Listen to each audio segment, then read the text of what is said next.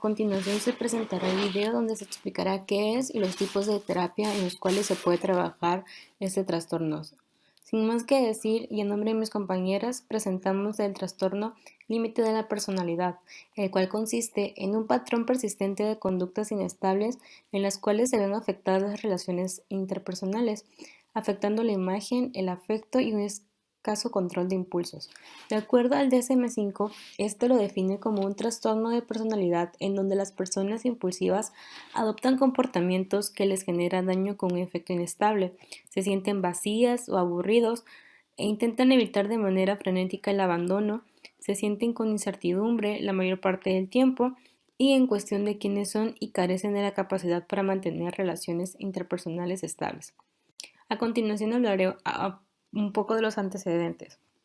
En 1983, Adolf Stern fue el primero en utilizar el término borderline en una publicación psicoanalítica para referirse a los pacientes que no podían ser clasificados en las categorías de neuróticos o psicóticos, por los cuales los denominó grupo límite de la neurosis.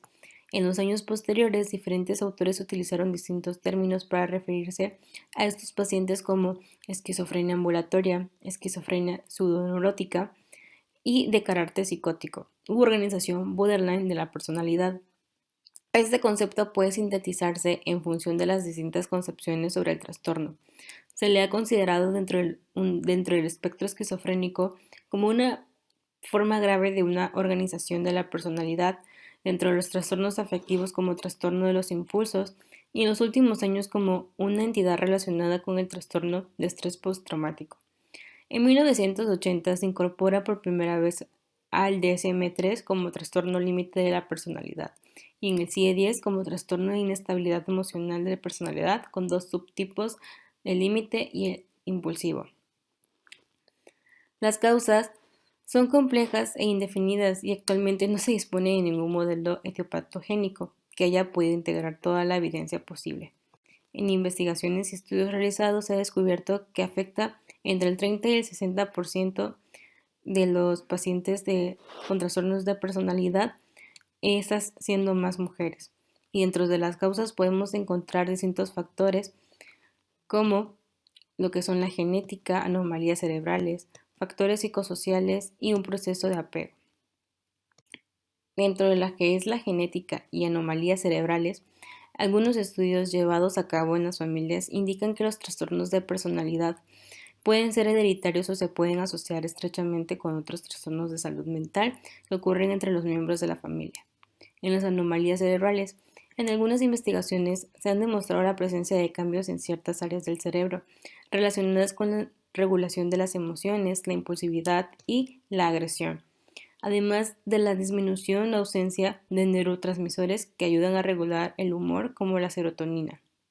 En los factores psicosociales, en estudios con familias se han identificado varios factores que pueden ser importantes en la aparición del trastorno límite de la personalidad, como por ejemplo, la presencia de antecedentes del estado de ánimo, abuso de sustancias, negligencia y así como la implicación emocional por parte del cuidador.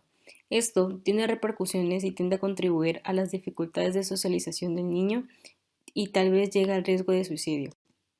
En el proceso de apego, no existe como una relación evidente entre el trastorno límite de la personalidad y alguna categoría de apego concreta, pero el trastorno está muy asociado a un apego inseguro. Fonaga sugiere que los efectos adversos derivados de relaciones de apego inseguro o desorganizado se deben a un fracaso en el desarrollo de la capacidad de mentalización. Esta formulación del apego concuerda con la importancia del entorno de la familia, invalidante descrito por Linehan, que incluye las experiencias emocionales negativas, la resolución de problemas, las negligencias, el apego inseguro, el abuso físico y sexual y emocional, así como el mismo trauma. El trastorno límite de la personalidad suele iniciar sus manifestaciones durante la adolescencia, pero es muy difícil detectarlo ya por los diferentes cambios que se pasan en esta edad. Sin embargo, la evidencia indica que los criterios diagnósticos de TLP inician antes de los 18 años de edad como en la edad adulta. Dentro de sus síntomas, la persona que sufre TLP describe cambios rápidos de identidad e imagen propia que incluye el cambio de metas y valores, verse a sí mismo como malo y como si no existiera, Periodos de paranoia relacionada con el estrés y pérdida de contacto con la realidad, que puede durar desde algunos minutos hasta algunas horas. Comportamientos impulsivos como apuestas, conducción imprudente, sexo inseguro, gastos compulsivos, atracones de comida, abuso de drogas, etc. Amenazas o conductas suicidas o autolesiones, a menudo en respuesta al miedo de separación o rechazo. Grandes cambios de humor que pueden durar desde algunas horas hasta algunos días, con presencia de felicidad intensa, irritabilidad, vergüenza o ansiedad, sentimientos continuos de vacío y enojo intenso. En la valoración del paciente, en todo paciente con diagnóstico de trastorno límite debe realizarse una valoración inicial completa para proceder a la valoración del alcance de la misma, teniendo los siguientes procedimientos a seguir en términos comprensibles y se clarificarán aquellos aspectos que se requieran. La valoración inicial completa incluirá antecedentes psiquiátricos personales y familiares, historia psicosocial, exploración psicopatológica, exploración neuropsicológica, valoración de factores de riesgo, evaluación médica general y exploración física. En los instrumentos de evaluación, la complejidad del diagnóstico hace aconsejable el uso de instrumentos estandarizados que complementen la evaluación clínica. En efecto, la entrevista clínica no estructurada se basa en la experiencia del profesional y es el método más extendido del diagnóstico. Carece de exhaustividad y de fiabilidad. Para eso hago mención de dos de los instrumentos más usados, al menos en México, para la evaluación y el diagnóstico de los trastornos de la personalidad, los cuales son el Inventario Clínico Multiaxial de Emilio y el Inventario Multifásico de Personalidad de Minnesota. Por último, el plan de tratamiento para el paciente es la elaboración de un plan que cuente con su estado clínico, sus redes de apoyo, actividades a realizar, el entorno en el que se desenvuelve, qué hacer en casos de emergencia y por supuesto el tipo de tratamiento de acuerdo a sus síntomas. Siempre que sea posible, se debe intentar involucrar al paciente y a la familia en el plan del tratamiento, fijando objetivos generales que estos al final son el propósito de la terapia, mencionando dentro de ellos la reducción de la frecuencia de los episodios de desestabilización que pueden llegar a tener en el día, tratando de optimizar el funcionamiento psicosocial y mejorando las habilidades sociales, la capacidad de adaptación y tolerancia a la frustración. Sin más que decir, y a continuación mis compañeras les seguirán hablando de algunas terapias que se pueden trabajar en este tipo de trastorno. Las intervenciones psicológicas y psicosociales en el tratamiento del TLP están dirigidas a prevenir el establecimiento de la sintomatología completa del TLP o a mejorar las perspectivas de funcionamiento y control de síntomas cuando el paciente lo padece. Estas intervenciones pretenden reforzar su adaptación ante situaciones de estrés, facilitar los procesos de recuperación y el funcionamiento familiar, social y formativo laboral, así como a aumentar sus recursos para hacer frente a los conflictos, problemas y tensiones interpersonales o biográficas. Entonces tenemos que las terapias para TLP se agrupan de la siguiente manera: intervenciones psicológicas y psicoeducativas breves, terapias psicológicas individuales y grupales, programas de terapias psicológicas, intervenciones familiares, terapia combinada y por último rehabilitación funcional e integración laboral. Se distinguen 4 tipos de terapias psicológicas. En primer lugar tenemos a las intervenciones psicológicas breves, que se definen como intervenciones de baja intensidad administradas en periodos inferiores a 6 meses. En segundo lugar, las terapias psicológicas individuales y grupales, que son de mayor duración y se ofrecen 1 o 2 veces por semana en un entorno ambulatorio. En tercer lugar, los programas de terapia psicológica que combinan más de una modalidad de tratamiento. Por ejemplo, podemos tener terapia individual más terapia de grupo, ofrecidos por más de un terapeuta, como por ejemplo un equipo. Y en cuarto lugar, las intervenciones familiares.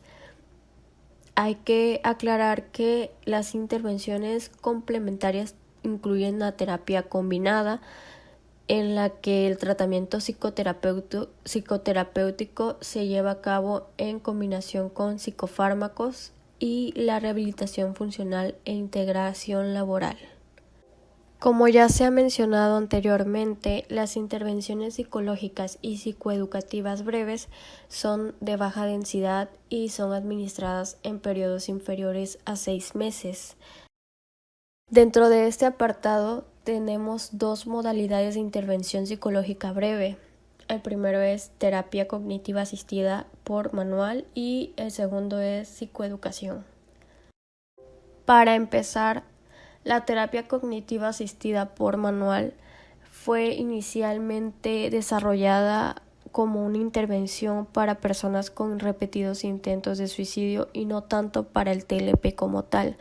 Sin embargo, un porcentaje elevado de esta población cumple con los criterios del TLP. La intervención consiste en una terapia breve de orientación cognitiva y focalizada en los problemas, que incluye hasta 5 sesiones en los 3 meses de un episodio autolesivo, con la opción de añadir 2 sesiones de refuerzo al cabo de 6 meses.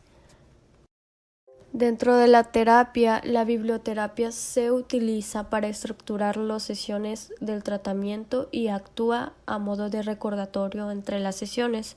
El manual cubre una evaluación del intento de autolesión, habilidades para tratar las crisis, técnicas cognitivas básicas de resolución de problemas para controlar las emociones y el pensamiento, y también estrategias de prevención de recaídas.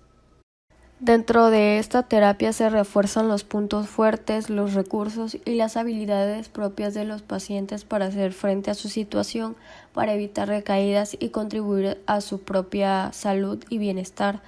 La psicoeducación se basa en la intervención activa del paciente en el manejo de su enfermedad y se puede realizar de manera individual o grupal. Terapias psicológicas individuales y grupales para el trastorno límite de la personalidad. Se ha considerado en el apartado de terapias psicológicas individuales y grupales las siguientes intervenciones psicológicas. Por ejemplo, tenemos la terapia cognitivo-conductual, el entrenamiento de sistemas para la predecibilidad emocional y la resolución de problemas, la terapia cognitiva centrada en esquemas, terapia cognitiva analítica, terapia grupal interpersonal, terapia centrada en el cliente, la terapia focalizada en la transferencia. Podemos empezar por la terapia cognitivo-conductual. Este es un tratamiento psicológico estructurado que se centra en ayudar a la persona a establecer conexiones entre sus pensamientos, sus sentimientos e incluso con su conducta. Para personas con trastorno límite de la personalidad, y considera la estructura de la terapia y los problemas que pueden alterar la relación terapéutica, como por ejemplo, la no implicación en el tratamiento, la desviación de problemas y objetivos, dejar de centrarse en los objetivos de la terapia, la pérdida de la estructura y el incumplimiento de las tareas asignadas. En las sesiones en esta técnica, las personas con el trastorno límite de la personalidad se suele prestar en sesiones que duran entre 30 y 90 minutos y tienen lugar cada semana durante un periodo de entre 9 y 36 meses. A los pacientes se les pide que hagan unas tareas entre cada sesiones. En algunos casos, algunos modelos de servicio también proporcionan acceso telefónico a los terapeutas fuera de las sesiones individuales. La siguiente técnica es el entrenamiento de sistemas para la predecibilidad emocional y la resolución de los problemas. Esta se describe como un paquete para el desarrollo de habilidades basado en la técnica cognitivo-conductual que se presenta en sesiones de 2 horas durante un periodo de 20 semanas. Incluye una sesión de 2 horas para los familiares y allegados con los miembros del equipo del tratamiento, para presentarles los conceptos y las habilidades que les permitirán dar apoyo y refuerzo a las habilidades de los participantes. Consta con 3 fases. La primera fase se anima a los pacientes a sustituir las ideas erróneas acerca del trastorno límite de la personalidad por una conciencia de las conductas y los sentimientos que se definen en el trastorno. La fase número 2 Los pacientes reciben entrenamiento en las habilidades con el objetivo de ayudarles a mejorar su regulación emocional. Y en la fase número 3 reciben entrenamiento en habilidades conductuales. Se ha diseñado para que se utilice de forma complementaria en los otros tratamientos. En esta terapia se podría ser aplicado en un entorno ambulatorio y como forma complementaria de otros tratamientos. También se dice que mejora la afectividad, la impulsividad y el funcionamiento general en las personas con trastorno límite de la personalidad. Otra técnica muy importante es la terapia cognitiva centrada en esquemas. Esta resalta la importancia de los esquemas cognitivos disfuncionales que se aprenden en la juventud y los procesos que hacen que sean inflexibles y que impiden un nuevo aprendizaje. El mantenimiento, la evitación y compensación de esquemas. Se anima a la persona a que analice hasta qué punto de estas creencias nucleares le ha ayudado a adaptarse a las circunstancias adversas anteriores y que se pregunte a sí mismo si son apropiadas para ayudar a adaptarse a su situación actual. El tratamiento trata de facilitar la conexión afectiva y el aprendizaje, reaprendizaje, que en ocasiones puede implicar componentes de reparentalización. La terapia cognitivo-analítica se describe como una estrategia integradora y relacional que combina métodos de la terapia cognitivo-conductual con la atención al trastorno antisocial de la personalidad. El modelo de la técnica considera que el trastorno límite de la personalidad forma un daño más grave y generalizado para el yo, que se debe en gran parte a experiencias prolongadas en privación y un trauma del desarrollo complejo en las personas posiblemente vulnerables. Esto causa una tendencia a una disociación en distintos estados personales, con un deterioro muy angustiante de la capacidad de autorreflexión y el sentido de la identidad, un deterioro en la función ejecutiva y una alteración de las relaciones interpersonales. La terapia trata de ofrecer una experiencia relacional reparadora y proporcionar la motivación, las habilidades y las oportunidades para aprender nuevos patrones de relaciones con uno mismo y con los demás. La terapia cognitivo-analítica se utiliza tanto como método terapéutico como un modo de interconsulta y formación para ayudar a los profesionales de la salud a que eviten patrones de relaciones perjudiciales. Esta terapia sería aplicable en contexto ambulatorio, aunque no demuestre ser más efectiva que una intervención manualizada de buena práctica clínica. Se trata de una terapia que está orientada a la población adolescente y es de relevancia poder dedicar esfuerzos a desarrollar métodos eficaces de intervención en la población menor a los 18 años. La terapia es la grupal interpersonal. Esta se describe como una terapia de apoyo estructurada y limitada en el tiempo, en el que un principio se desarrolló para tratar a pacientes ambulatorios con depresión mayor.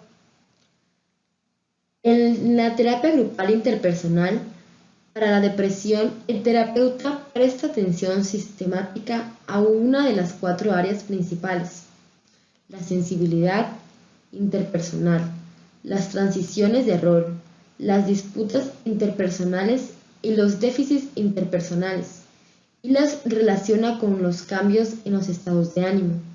Diversos estudios controlados aleatorizados han demostrado que es efectiva en la depresión y otros trastornos, y se ha desarrollado para el tratamiento del trastorno límite de la personalidad.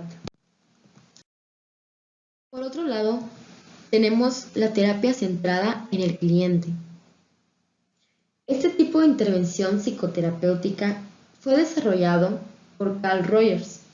Se fundamenta en la premisa de que toda persona posee una tendencia actualizante, una orientación hacia el crecimiento personal, la salud y el ajuste psicosocial, y un valor único y personal que está bloqueado o distorsionado por condiciones y criterios de aceptación externa. La terapia intenta desbloquear este proceso mediante la aplicación de 3 estrategias o técnicas fundamentales, las cuales son la empatía, la consideración positiva e incondicional y la congruencia.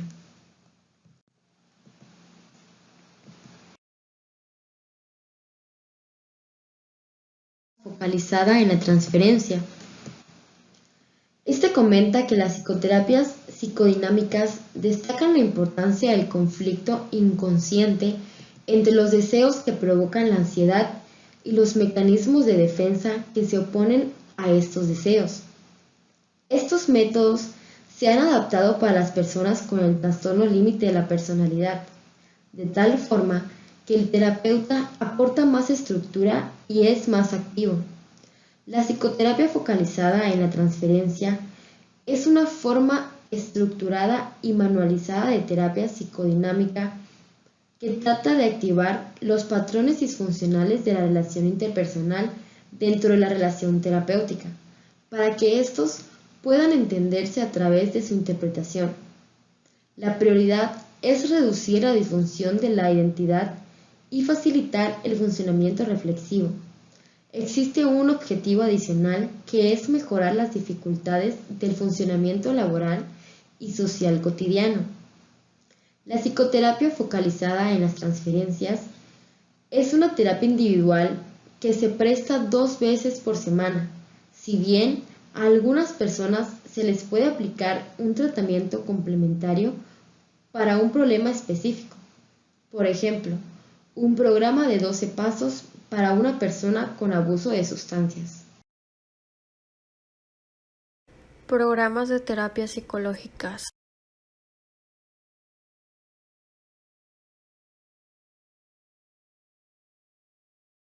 Los programas de terapia psicológica son el resultado de combinar más de una modalidad de tratamiento. Por ejemplo, podemos combinar terapia individual más terapia de grupo y acostumbran a ser ofrecidos por más de un terapeuta o un equipo terapéutico. Para iniciar tenemos la terapia dialéctico-conductual, que es un programa de tratamiento multimodal originalmente desarrollado para mujeres con conductas parasuicidas, que posteriormente se ha aplicado a otras poblaciones.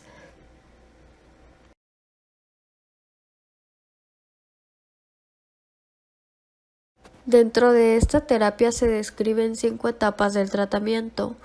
El primero es el pretratamiento, el segundo la obtención del control conductual, el tercero el procesamiento emocional del pasado. Como cuarto tenemos resolución de los problemas ordinarios de la vida y por último capacidad de experimentar una alegría sostenida. Sin embargo, es poco probable que los usuarios de servicios sanitarios obtengan este tratamiento en sus 2 últimas etapas.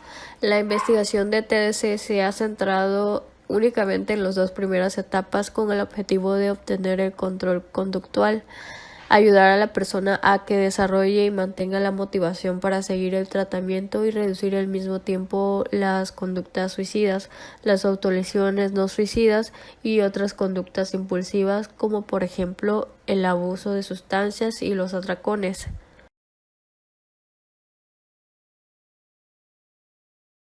La TDC incorpora nuevas estrategias terapéuticas basadas en la dialéctica. Como ya sabemos, la dialéctica hace referencia a un diálogo entre diferentes puntos de vista basado en la aceptación de distintas posiciones para acercarse a una realidad integrada. El terapeuta utiliza este enfoque dialéctico para favorecer el compromiso del paciente en la terapia y manejar la relación terapéutica. Las estrategias dialécticas características de esta propuesta terapéutica introducen componentes tanto de aceptación como de cambio. Por ejemplo, tenemos el uso de la metáfora y la paradoja.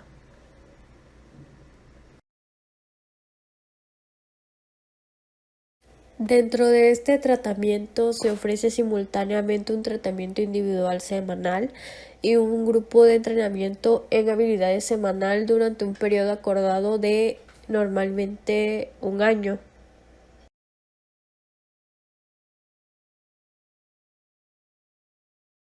Los principios fundamentales del tratamiento individual de la primera etapa implican moverse con flexibilidad entre procedimientos basados en la aprobación, por ejemplo, validación y atención plena, y estrategias de cambio conductual que incluyen el análisis de conductas y soluciones. Se utilizan técnicas de 4 grupos de procedimientos cognitivos conductuales: entrenamiento en habilidades, manejo de contingencias, exposición y modificación cognitiva. Ahora bien, en cuanto al grupo de entrenamiento de habilidades, incorpora los siguientes módulos: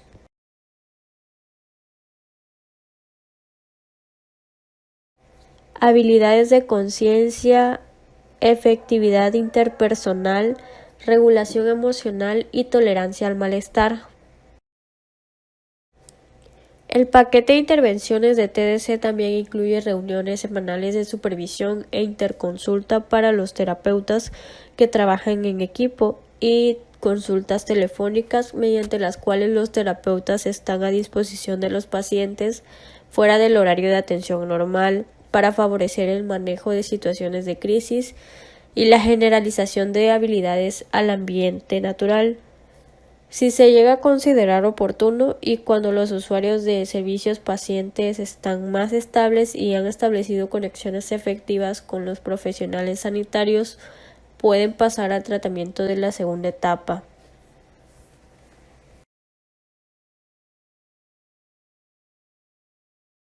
Continuando con las terapias, tenemos a la terapia basada en la mentalización, que se basa en la noción de que el TLP es un trastorno de la persona debido a una alteración en el desarrollo del apego, que causa incapacidad de mentalización, la capacidad de entender los estados mentales propios y los de los demás.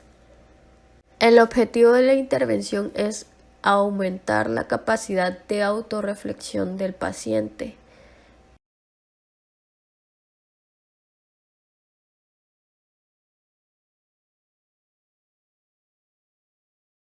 En la hospitalización parcial orientada psicoanalíticamente, el tratamiento tiene lugar en el contexto de un hospital de día y abarca muchos componentes, como por ejemplo la terapia individual semanal, terapia analítica grupal, que es 3 veces por semana.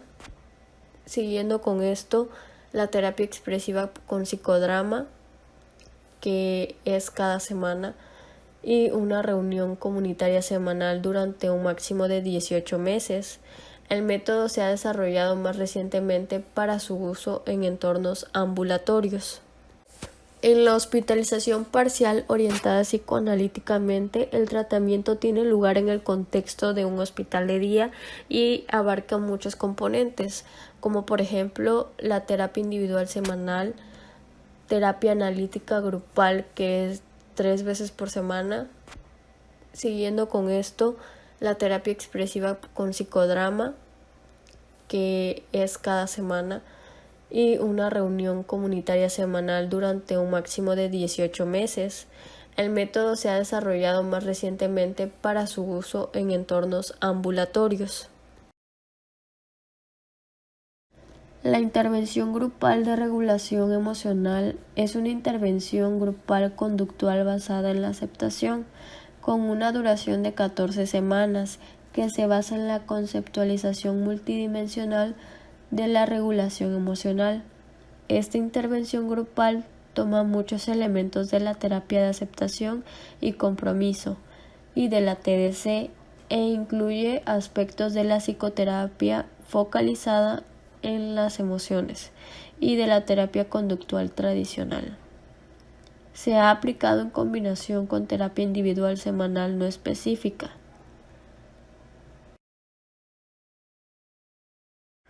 Para esta terapia es importante que los pacientes lleven a cabo tareas rutinarias en su domicilio. Es por esta razón que los clientes rellenan unos impresos de monitorización diaria que se centran en los desencadenantes emocionales de sus impulsos de autolesionarse, así como en las consecuencias de la conducta elegida, es decir, si se han autolesionado o no.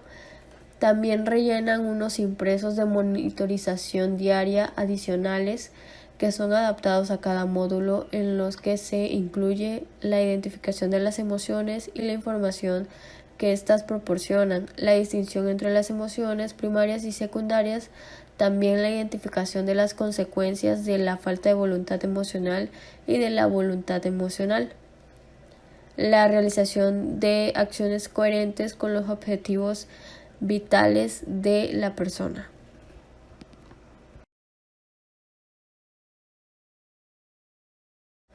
Por último, tenemos a la terapia icónica, que es un nuevo modo de intervención para tratar la inestabilidad emocional. Este tipo de intervención surge de la práctica clínica en 1999 y se consolida en 2002 para dar respuesta a personas impulsivas.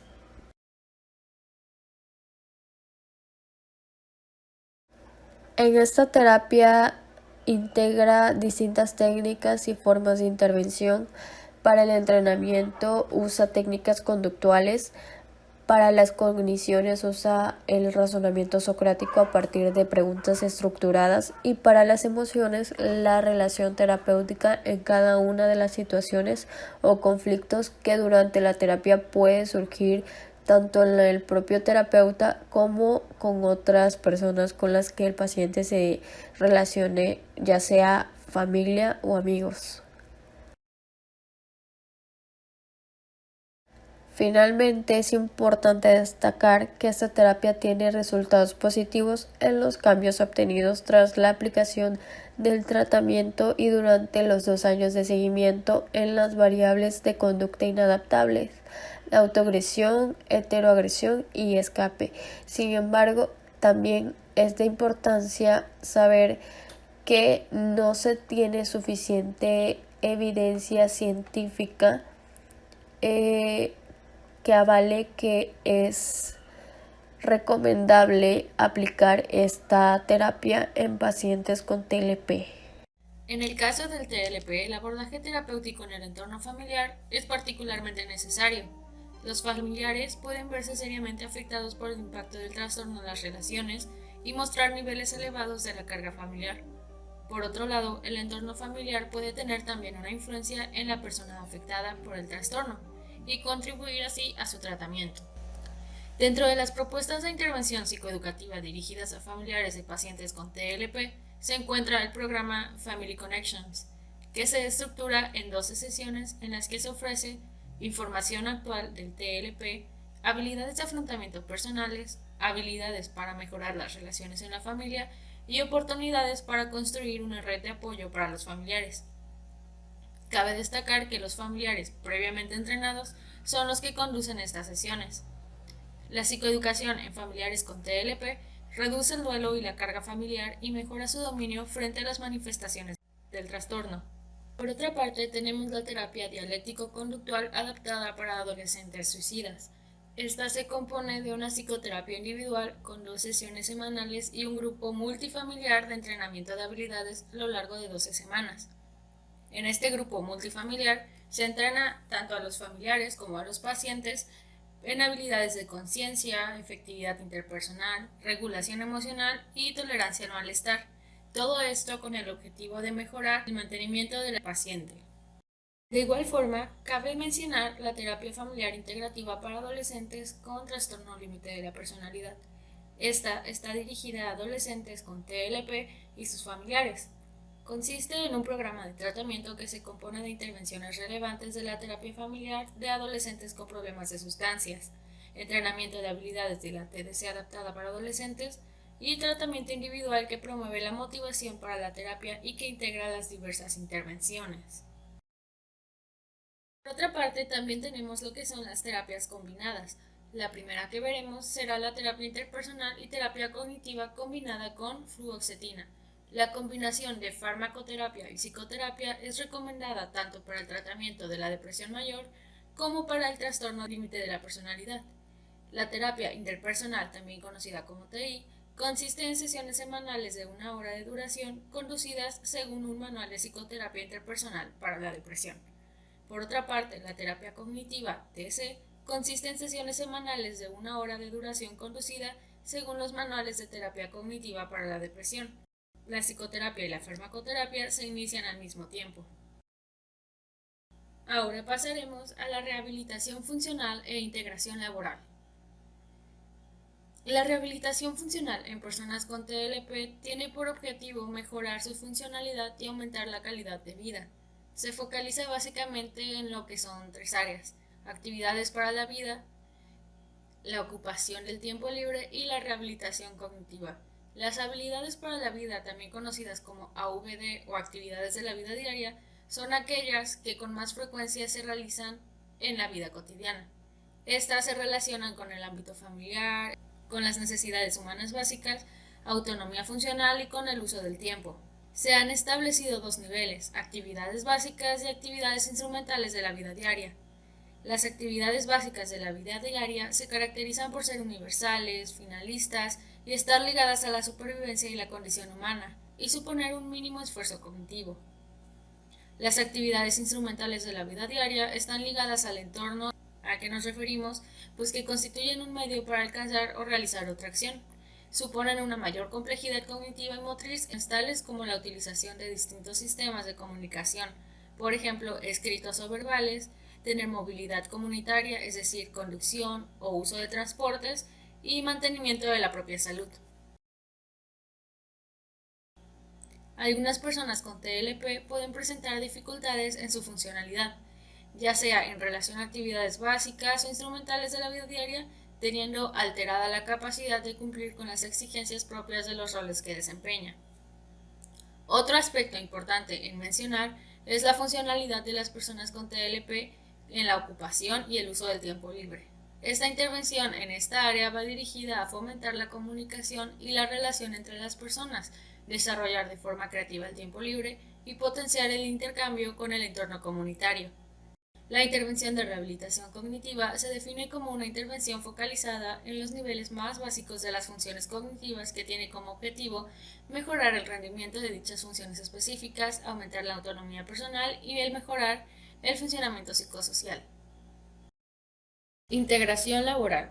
Los elementos comunes de los programas de rehabilitación laboral son la obtención de un empleo normalizado y estable, el aprendizaje de las habilidades necesarias para un proceso de selección de trabajo, un apoyo ilimitado en el tiempo y la consideración de las preferencias del paciente en lo que viene siendo la elección y la consecución del puesto de trabajo. El apoyo a la inserción laboral tiene 2 modalidades básicas en función a las capacidades de partida del paciente.